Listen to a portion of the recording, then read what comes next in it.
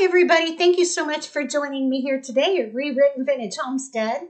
Today I want to show you how to make an adorable gift that you can give your neighbors, your friends, your family, and you can whip it up in probably less than 5 minutes with things that you already have at home. The only thing you'll have to buy are a bag of cranberries.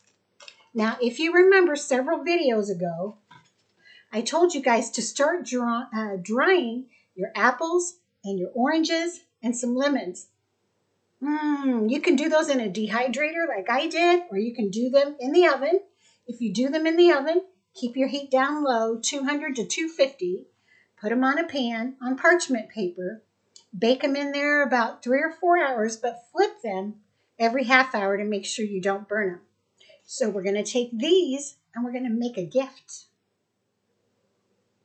I got these cute little jars at the Dollar Tree, and they were only $1. Now, if you're like me, you didn't need to spend this money because I have tons of canning jars, but I didn't really want to mess with spray painting my tops and everything with as cold as it is outside. But you're just going to take a canning jar, and you're going to start off with adding cranberries to the bottom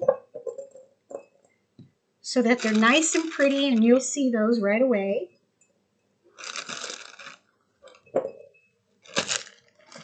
Then to that, now is the time to be searching for these.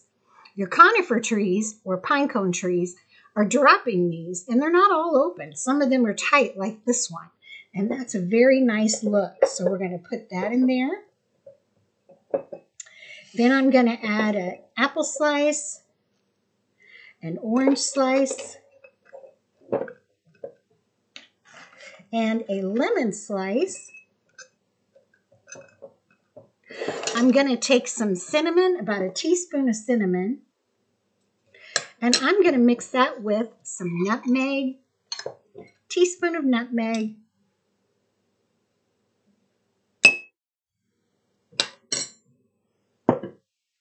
and about a teaspoon of cloves. Also, if you have real cloves, you have the whole cloves, you can add those to this as well.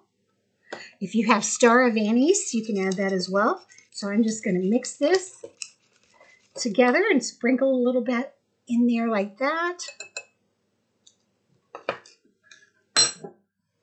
Now I think I'll add some more cranberries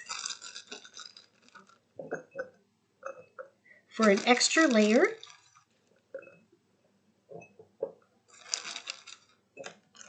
I went out to my pine trees and cut off some pine boughs like this, and I'm just going to push that in there too. Push that down so you can see it gets a really pretty layered look here. Let's add a cinnamon stick. We'll push it down. And one more apple,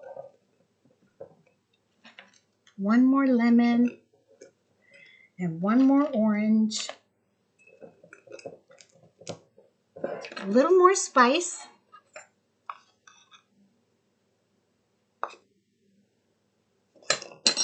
And I had to cut my pine cones, so I'm going to put just a few on top here.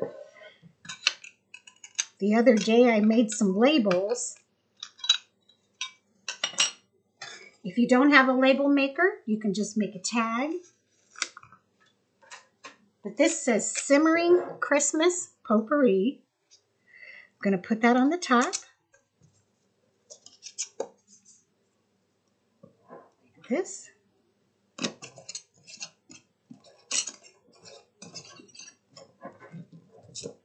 Put my lid on. Look how pretty that is. Then I just took a piece of jute string, and one of my dried fruit here already has a hole in it, so I'm just going to stick that through and tie that here to the side. You can also put a little cinnamon stick here if you want to.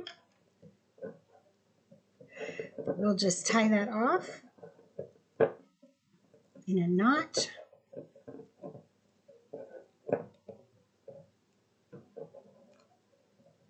Oh, that's so cute. And then trim these off.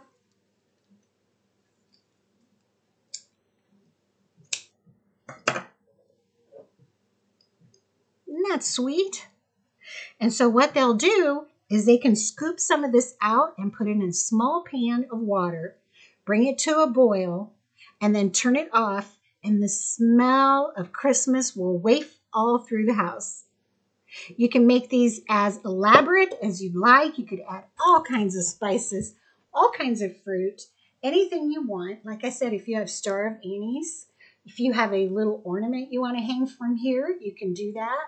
But you can wrap it in cellophane, and isn't that beautiful? You can make it in less than 5 minutes. I hope you guys enjoyed this. You give it a go. I'm handing mine out tonight. And I hope you think about these kinds of gifts. What do you have around the house? What can you make for your friends and family that's really meaningful? I hope you'll give it a try. Come back and see me.